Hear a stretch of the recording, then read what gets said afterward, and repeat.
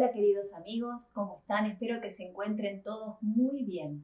Hoy vamos a hablar del cuarto principio hermético, la ley de polaridad, que dice así: todo es doble, todo tiene dos polos, todo su par de opuestos, antagónicos y semejantes son lo mismo, los opuestos son lo mismo en naturaleza, pero diferentes en grado. Todas las verdades son medias verdades. Las paradojas pueden reconciliarse. ¿Qué significa este principio? Nos está hablando que en el universo manifestado, todo lo creado tiene dos caras, o su cara y su contracara, que lejos de ser diferentes son lo mismo y que además una da significado y sentido a la otra. Por ejemplo, si hablamos del día y la noche, podemos entender lo que significa la noche porque percibimos el concepto de día. Si hablamos del frío y del calor, lo mismo, podemos entender o sentir lo que significa tener calor porque entendemos el concepto del frío. Entonces vemos que son la misma naturaleza, pero que difieren en grado frecuencial. Este principio, además, nos dice que todas las verdades son semiverdades y que no existen las verdades absolutas.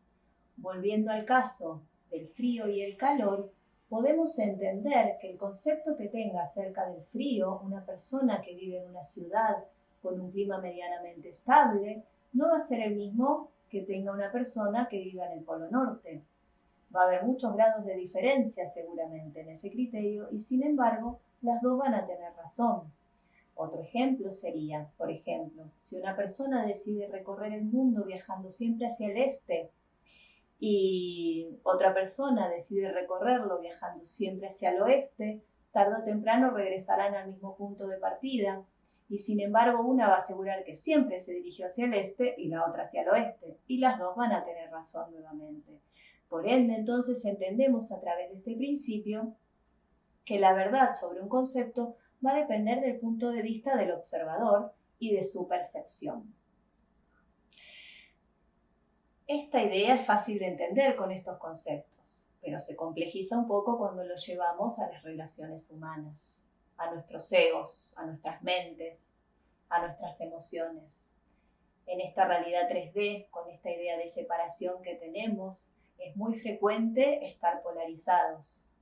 Basta echar un simple vistazo a cómo está la realidad mundial para entender que está lleno de ideas polarizadas, cristalizadas, ideologías políticas, sociales, económicas, raciales, del tipo que sea, que simplemente generan mucha fricción, mucha rigidez, dolor y hasta muerte.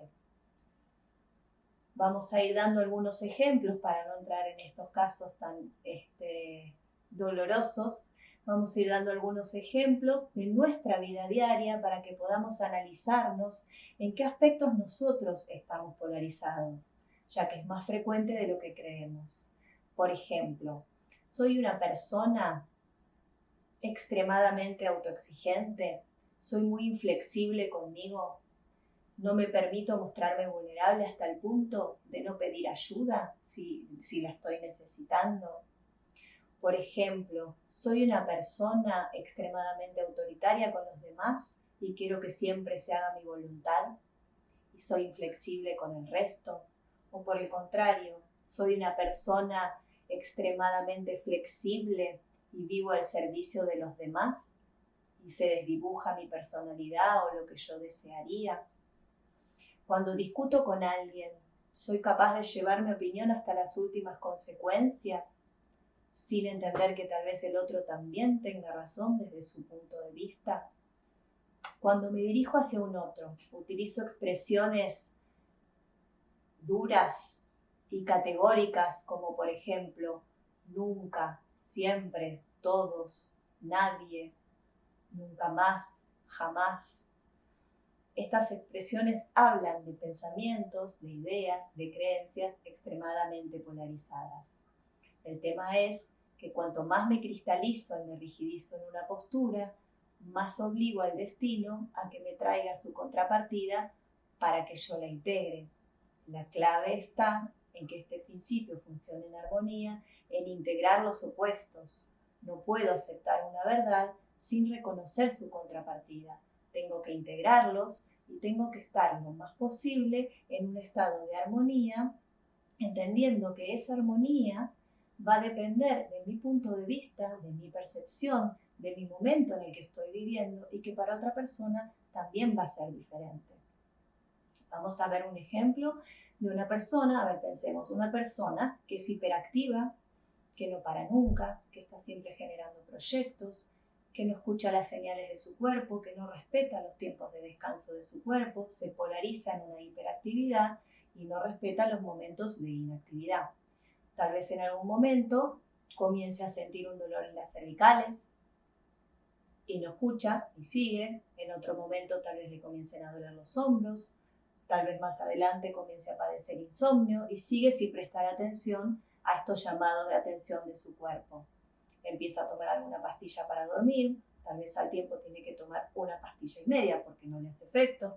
A la mañana seguramente va a tener que tomar un café o una jarra de café para activarse y poder rendir durante todo el día. Si esto lo sostiene en el tiempo polarizado en esta hiperactividad, lo más probable es que le suceda algún hecho que lo obliga a parar de golpe. Una caída tonta, por ejemplo, que se tuerza un tobillo, que se fracture y que definitivamente tenga que estar mínimo 30 días inactivo.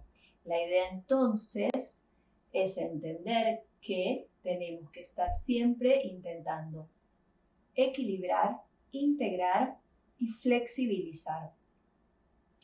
Entonces, vamos a dar un último ejemplo que es muy importante porque parecería que no nos damos cuenta porque somos muy conscientes tal vez de nuestras polaridades.